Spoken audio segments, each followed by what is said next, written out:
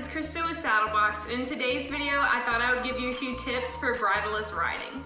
So being able to ride bridleless is a lot of our goals. I feel like, that's sort of the ultimate goal for some people, is being able to ride their horse bridleless.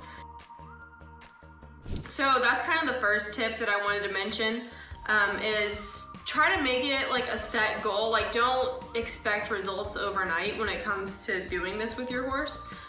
It takes time to be able to do things at such an advanced level. Riding bridleless is not something that comes easily for any horse or anybody. So make it a set goal and don't expect results overnight, because like I said, it takes a very long time, even for very broke horses, to get used to it.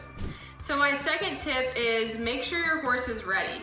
Don't be trying this on a very, very green horse. I know that kind of goes without saying, but make sure your horse is ready for this kind of thing. They're calm, level-headed. You don't want to be doing this on a horse that you can't even control with a bridle and saddle and whatnot. Like, don't be trying this with an extremely green horse or one that's not ready. So my third tip is about your cue differentiation. And what I mean by that is being able to make your cues, how you ask your horse to do different things, very distinct and different from each other. So this is why I highly recommend riding or learning to ride in spurs, because there's so much more you can do with a spur rowel than just your heel, and you can really make your cues stand out and differ from each other, because when you're riding bridleless, you don't have your bridle to aid any of your cues, so you're literally doing everything with your feet. So that's why it's very important to make sure your cues are very distinct and different.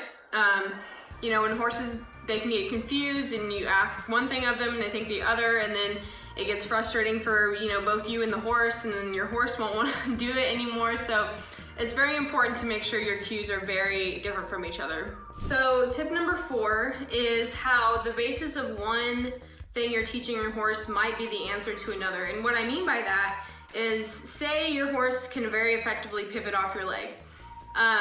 Being able to do that is kind of more up here, and then steering would be kind of right here, where it's not as high up on the advanced level. So because you've taken your horse's training to here, the steering part comes quite easily, because if they can pivot off your leg and otherwise do a 360-degree spin off your leg, then steering comes quite easily.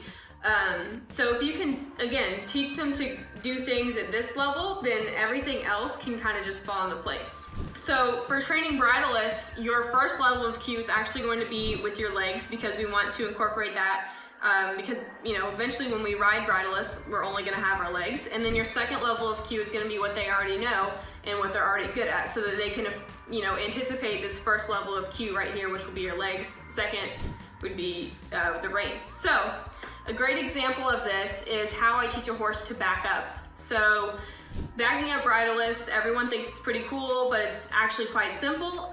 Basically what I do is I first ask with my legs. So when I first do this, obviously a horse is not gonna know what it means, but my cue is I put my legs forward and kind of wave at them to back up, and they don't know what that means, so they're just gonna stand there, and then I pick up on my reins, which they do know what that means, and then they back up. So my first level of cue was move my feet. Second was to pick up on my reins and have them back up. So eventually, this takes a lot of repetition. I continue to do this, use my legs first, reins next, and eventually, like I said, you start to do this and they know, oh, I need to back up, because they know it comes next, which is the reins.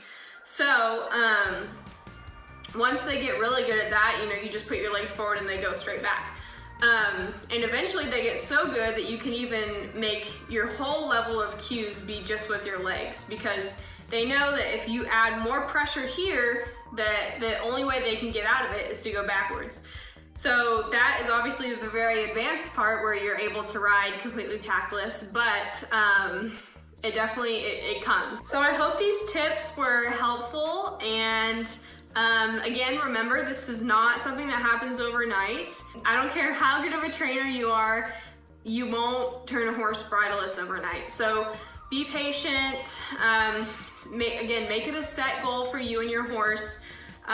Cue differentiation. Remember about the answer to one thing can be the basis of another, and how it's important for you to define your level of cues. So I hope this helps y'all, and I'll see you in the next video. Bye guys.